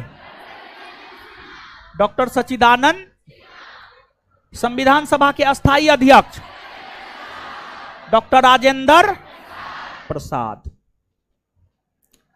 संविधान सभा की प्रथम बैठक की अध्यक्षता किसने की है? डॉक्टर सच्चिदानंद। संविधान सभा की प्रथम बैठक की अध्यक्षता किसने की है? भारतीय संविधान सभा के उद्घाटन अधिवेशन की अध्यक्षता किसने की है? उद्घाटन हुआ 9 दिसंबर 1946 और उसकी अध्यक्षता किया डॉक्टर सच्चिदानंद सिन्हा ने। तो भारतीय संविधान सभा के उद्घाटन अधिवेशन की अध्यक्षता किसने की है? भारतीय संविधान सभा के उद्घाटन अधिवेशन की अध्यक्षता किसने किया? डॉक्टर सच्चिदानंद सिन्हा। भारत की संविधान निर्मात्री सभा के अध्यक्ष कौन थे? डॉक्टर राजेंद्र प्रसाद। पंडित जवाहरलाल नेहरू ने किस तिथि को संविधान सभा में उद्देश्य प्रस्ताव प्रस्तुत किया? देखिए, आप सब लोग जानते हैं, आपको बताया गया है, उद्देश्य प्रस्ताव या ऑब्जेक्टिव प्रस्ताव संविधान सभा के समक्ष पंडित नेहरू ने रखा है, पंडित जवाहरलाल नेहरू ने रखा है 13 दिसंबर 1946 को। इसे संविधान सभा ने स्वीकार 22 जनवरी 1947 को किया। 22 जनवरी 1947 को किया और 22 जनवरी को ही 1947 ईस्वी में संविधान सभा ने यह भी प्रस्ताव पारित किया कि संविधान सभा भारत को एक संविधान बनाकर देगा। समझ गए? तो पंडित जवाहरलाल नेहरू ने किस तिथि को संविधान सभा में उद्देश्य प्रस्ताव प्रस्तुत किया था? 13 दिसंबर 1946। आगे, भारतीय संविधान को लिखने वाली संविधान सभा के उपाध्यक्ष कौन थे? देखिए, संविधान सभा में 2 उपाध्यक्ष था कि नहीं था? एगो HC मुखर्जी और एगो VT कृष्णामाचारी। तो ऑप्शन के अकॉर्डिंग जाइएगा तो HC मुखर्जी उत्तर होगा ना? हाँ। तो भारतीय संविधान को लिखने वाली संविधान सभा के उपाध्यक्ष कौन थे? भारतीय संविधान को लिखने वाली संविधान सभा के उपाध्यक्ष कौन थे? HC मुखर्जी। संविधान सभा में उद्देश्य प्रस्ताव निम्न में से किस एक के द्वारा प्रस्तुत किया गया था? पंडित जवाहरलाल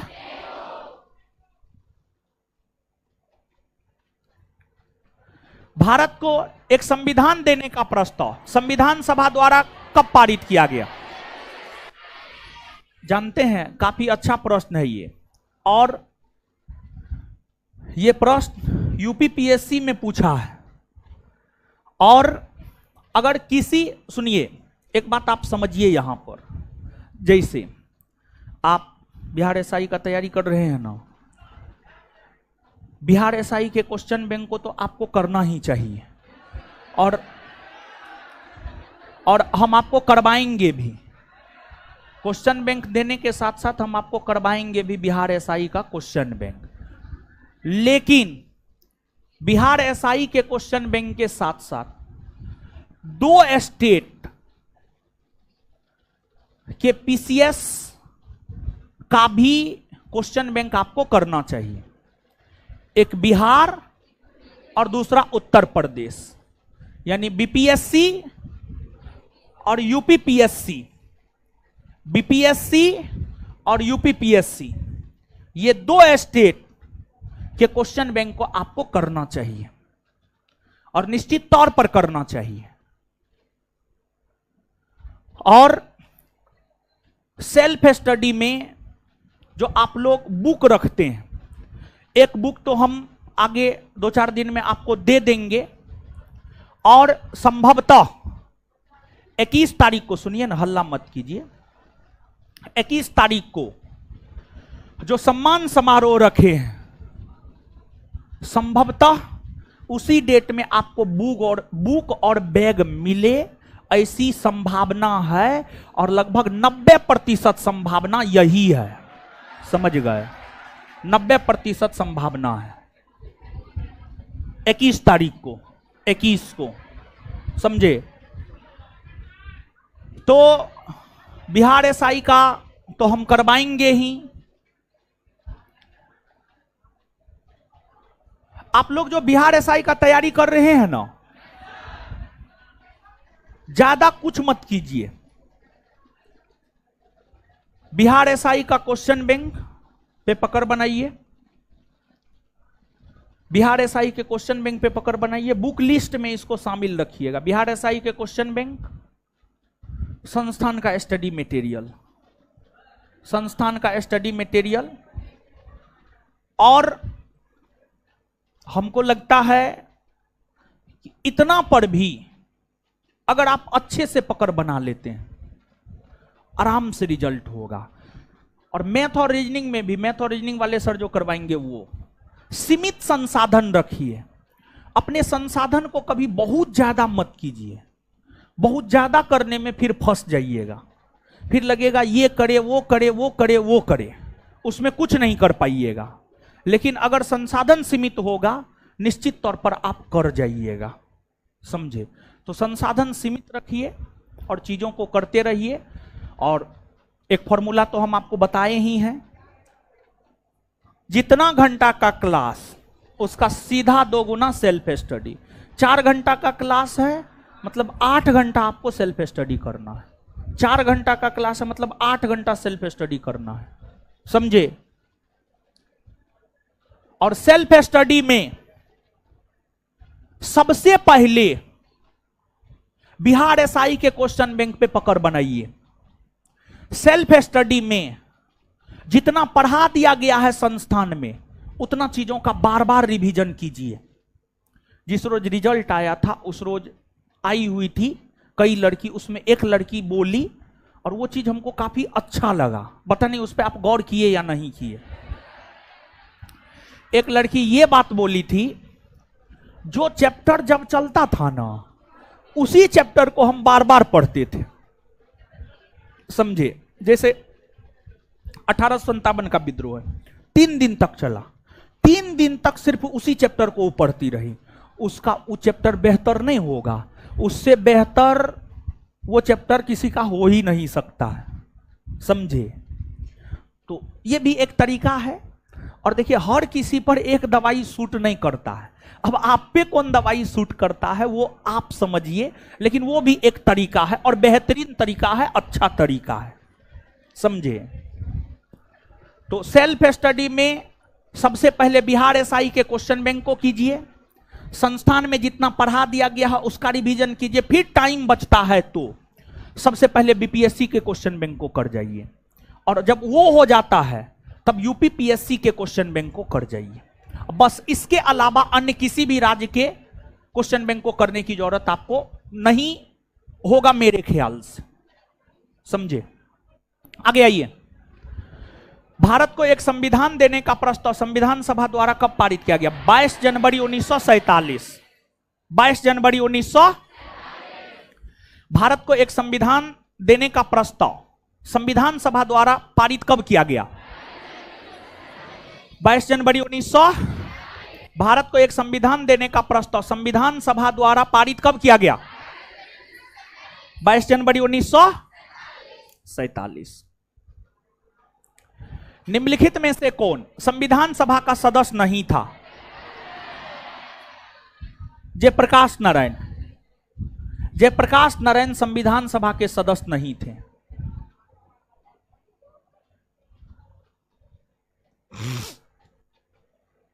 जवाहरलाल नेहरू द्वारा प्रस्तुत उद्देश्य प्रस्ताव को संविधान सभा ने कब पारित किया?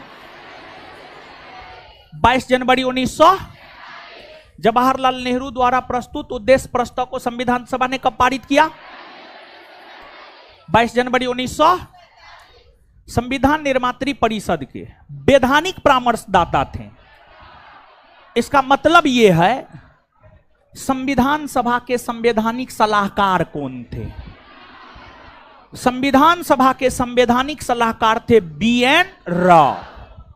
संवैधानिक सलाहकार शब्द के लिए ही वैधानिक परामर्शदाता शब्द का प्रयोग किया गया है। मतलब संवैधानिक सलाहकार कहिए या वैधानिक परामर्शदाता कहिए, दोनों बात बराबर है, समझ गए। तो ये थे बीएन राव, बेनेगल रामा राव। आंसर हो जाएगा सी। संविधान निर्मात्री परिषद के वैधानिक परामर्शदाता कौन थे? संविधान निर्मात्री परिषद के वैधानिक परामर्शदाता कौन थे? बीएन राव। भारत की संविधान निर्मात्री सभा का कानूनी सलाहकार, वही बात है, समझ गए। कानूनी सलाहकार या संवैधानिक सलाहकार वही बात है। आंसर क्या होगा? बीएन। देख रहे हैं, क्वेश्चन एक ही है, उसको अलग अलग भाषा में पूछा जा रहा है।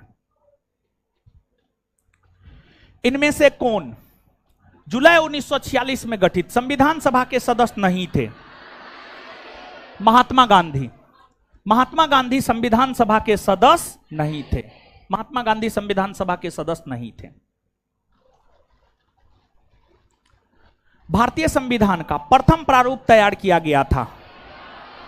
देखिए, भारतीय संविधान का जो प्रथम डिजाइन है, भारतीय संविधान का प्रथम डिजाइन बीएन राव के द्वारा तैयार किया गया था। बीएन राव के द्वारा भारतीय संविधान का प्रथम प्रारूप तैयार किया गया था। प्रथम प्रारूप याद रखिएगा। भारतीय संविधान का प्रथम प्रारूप किसने तैयार किया?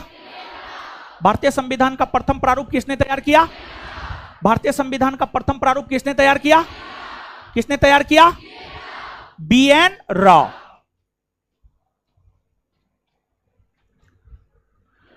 कौन संविधान निर्मात्री सभा का सदस्य नहीं था?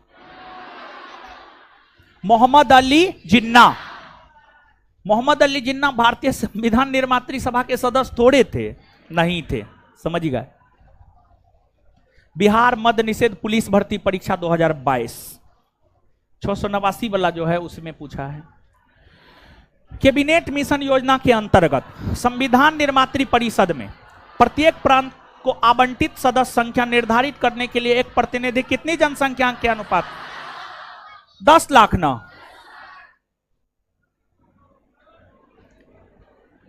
इन व्यक्तियों में से कौन कैबिनेट मिशन का सदस्य नहीं था?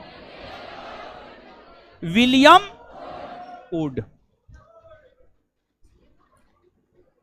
स्वतंत्र भारत की संविधान सभा के अध्यक्ष कौन थे? स्वतंत्र भारत के हैं या गुलाम भारत के हैं? दोनों में तो अस्थाई अध्यक्ष डॉक्टर राजेंद्र प्रसाद ही थे। तो आंसर क्या हो जाएगा? डॉक्टर राजेंद्र प्रसाद। डॉक्टर राजेंद्र प्रसाद। इनमें से कौन भारतीय संविधान की मसौदा समिति के सदस्य नहीं थे? मसौदा समिति, मसौदा समिति का मतलब होता है प्रारूप या अंग्रेजी में ड्राफ्टिंग कमिटी। इसका गठन हुआ है 29 अगस्त 1947 और इसमें सदस्य है 7। आपके बिहार एसआई में भी पूछा गया है, निम्न में से कौन प्रारूप समिति के सदस्य नहीं थे? तो आप सब लोग जानते होंगे, याद है आपको? कौन बताइएगा प्रारूप समिति के 7 सदस्य का नाम बताइएगा कोई? बताइए तो। पहला नाम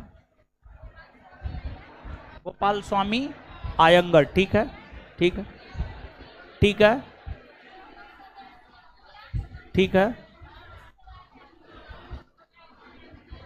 भीमराव अंबेडकर, वो भी थे, वो अध्यक्ष थे जी, प्रारूप समिति के अध्यक्ष थे वो। हाँ, और क्या? बीएल मित्रा, उसके स्थान पर दूसरा कोई आया था। बैठिए, ठीक है, कुछ नाम बताइए। प्रारूप समिति के 7 सदस्य, डॉक्टर भीमराव अंबेडकर अध्यक्ष थे, एक वो हो गए। दूसरे के मुंशी अल्लादी कृष्ण स्वामी अय्यर, एन गोपाल स्वामी आयंगर, सैयद मोहम्मद सादुतुल्ला, 5 हो गया। इसके बाद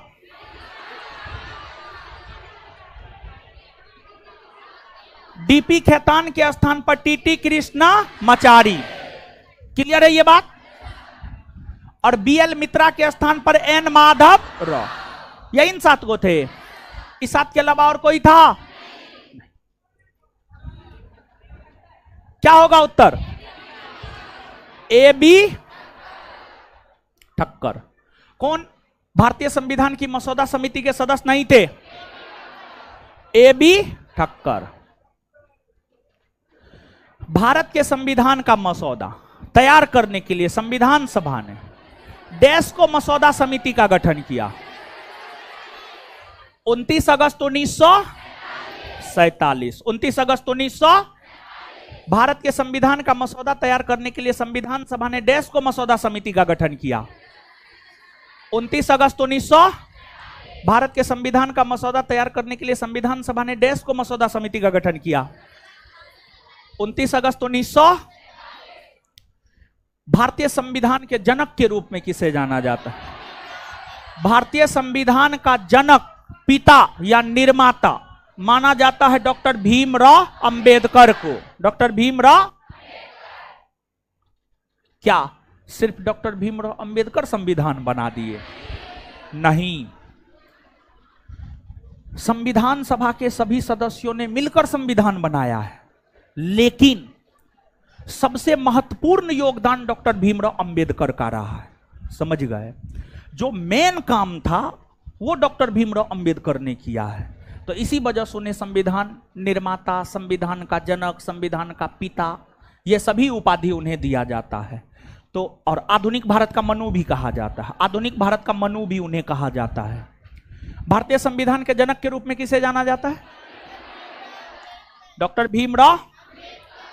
भीमराव अंबेडकर के विषय में पढ़ाए थे और अंबेडकर साहब के विषय में प्रश्न पूछा भी जाता है और हम पढ़ाए थे। एक आध गो क्वेश्चन पूछते हैं, देखते हैं याद है कि भूले। पूछे, बताइए तो। भीमराव अंबेडकर ने all India schedule caste federation का गठन कब किया? 1942।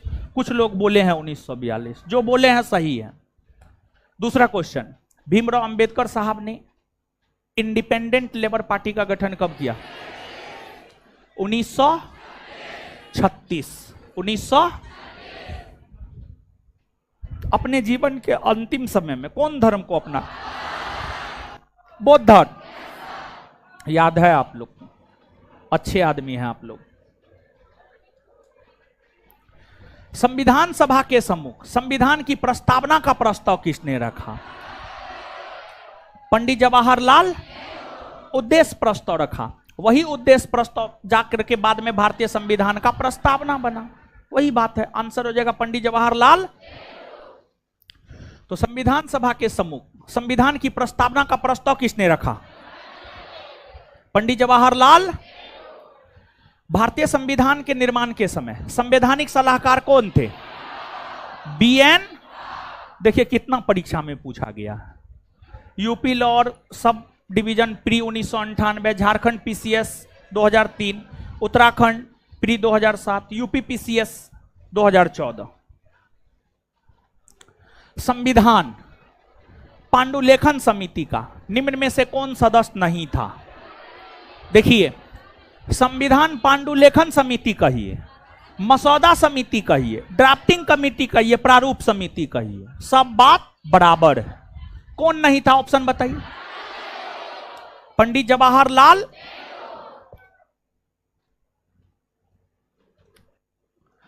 संविधान सभा ने डॉक्टर भीमराव अंबेडकर की अध्यक्षता में प्रारूप समिति का गठन कब किया? 29 अगस्त 1947। भारतीय संविधान को 26 नवंबर 1949 को किसके द्वारा अधिनियमित किया गया? संविधान सभा। संविधान सभा। आप प्रस्तावना को पढ़िए, नोट है, नोट में प्रस्तावना को पढ़िए। एक बार प्रस्तावना देखिए ना, एक बार देखिए ना।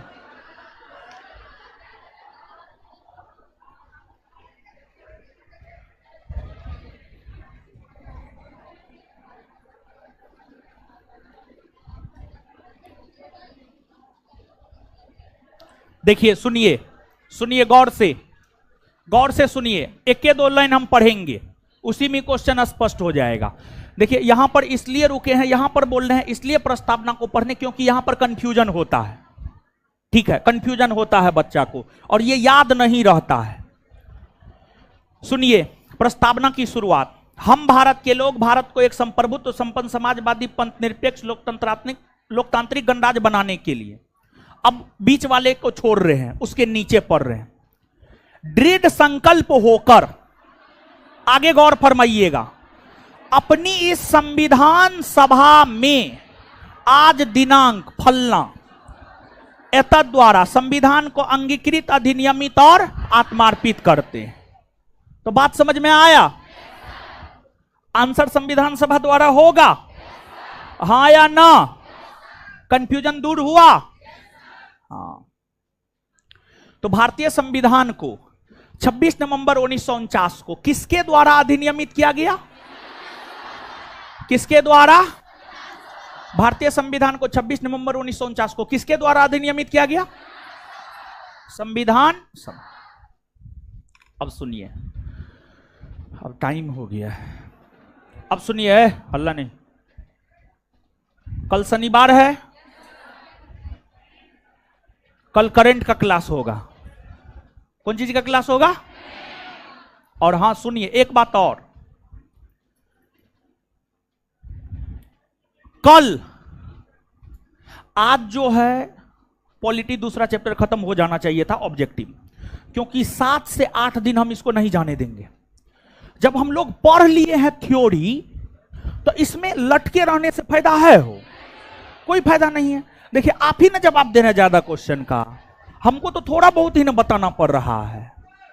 तो आज ये चैप्टर खत्म हो जाना चाहिए, तो खत्म नहीं हुआ है। कल सबसे पहले हम आएंगे, इस चैप्टर को खत्म करेंगे और इसके बाद करंट पढ़ाएंगे। सबसे पहले आएंगे, इस चैप्टर को खत्म करेंगे। अब मान के चलिएगा कि ये कल का क्लास है, उसके बाद करंट पढ़ाएंगे, ठीक है ना? तब टारगेट पूरा हो जाएगा 7 दिन में। मतलब अगले सप्ताह जाते जाते जो है 7 चैप्टर का ऑब्जेक्टिव खत्म। समझे बात को? तो ठीक है, आगे सुनिए सुनिए। दीजिए दीजिए तो पहला चैप्टर है लड़की, पहला चैप्टर दीजिए। है रुकिए, पूछेंगे क्वेश्चन। जिससे पूछ रहे हैं रिक्वेस्ट कर रहे हैं हाथ जोड़ करके, जिससे पूछ रहे हैं उसी को जवाब देने दीजिएगा, ठीक है? पीछे ये आ रहे हैं, आ रहे हैं पीछे ये।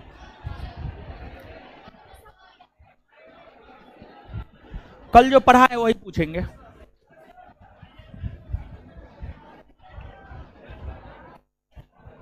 ना आपसे पूछे, आप खड़ा होइए। कल आए थे ना क्लास? है कल आए थे ना? हाँ ठीक। ऑब्जेक्टिव करवाए थे, याद है? याद किए थे? होमवर्क बोले थे घर पे जाके पढ़िएगा। हाँ ठीक है, बताइए गौर से, कोई आप लोग मत बोलिएगा।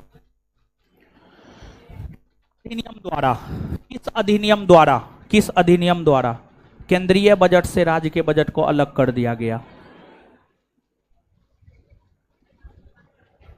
1892। गलत है ना? क्या होगा उत्तर?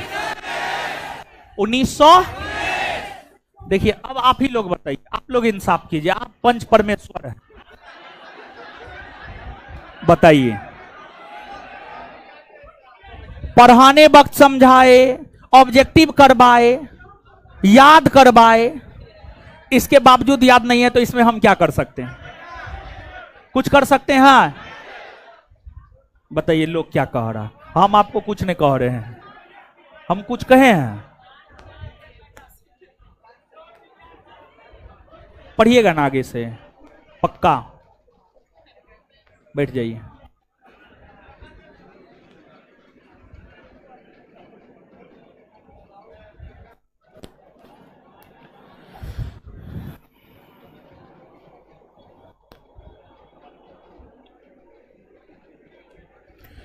उन्नीस सौ 9 के अधिनियम द्वारा वायसराय की कार्यपालिका परिषद में शामिल होने वाला प्रथम भारतीय सर सत्येंद्र प्रसाद सिन्हा। बैठ जाइए, बहुत बढ़िया। तिलक, तिलक वाले, टकलू तिलक वाले खड़ा होइए।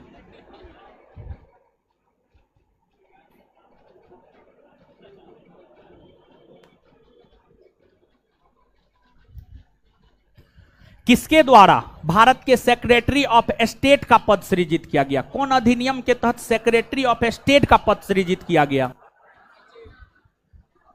इधर देखिए, कैसे होई? ऐसे में कुछ ना होई, सिर्फ पूजा करके तिलक लगाने से कुछ होने नहीं जा रहा है। क्या होगा उत्तर? हो 1858। आप ही में से एक ना है ये सब, बताइए कैसे होगा? खड़ा रहिए थोड़ा देर। हाँ हाँ बताइए।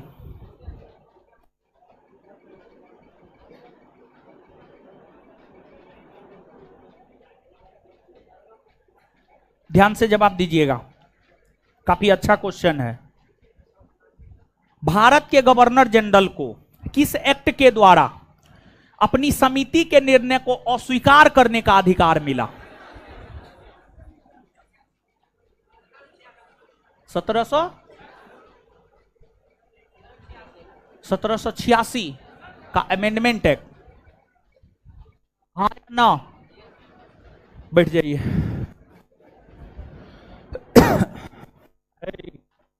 ए लड़की,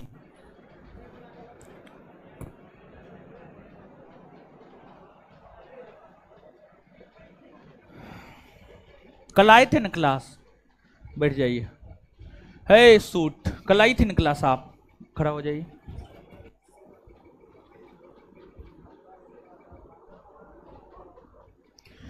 अच्छा क्वेश्चन पूछ रहे हैं, जवाब दीजिएगा। किस अधिनियम के अंतर्गत भारतीय विधान परिषद को बजट पर बहस करने की शक्ति प्राप्त हुई? 1892। बहुत बढ़िया, बैठ जाइए, बैठ जाइए आप।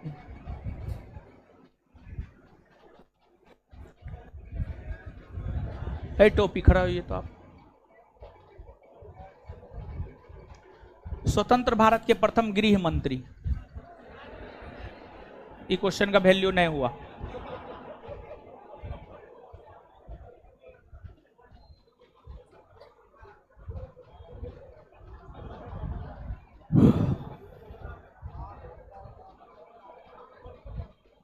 उन्नीस 1946 में भारत में अंतरिम सरकार का मुखिया कौन बना?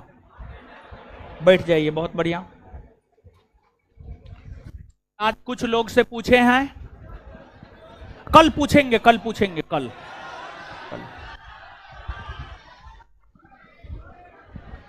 चलिए आगे सुनिए गुरुजी लोग, हल्ला मत कीजिए। 1 मिनट, 1 मिनट। कल का होमवर्क क्या है सुनिए पूरा। चैप्टर 1 और चैप्टर 2 में क्वेश्चन नंबर 51 तक ऑब्जेक्टिव याद करके आना है। और दूसरा होमवर्क, अभी तक जितना करेंट करवाए हैं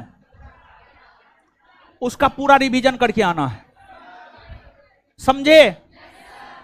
और सब बढ़िया ना? और आज बिहार एसआई का दूसरा बैच शुरू हो गया, पता है ना आप लोग को? हाँ, धन्यवाद सभी लोगों का। मिलते हैं हम लोग अगले क्लास में। हैं?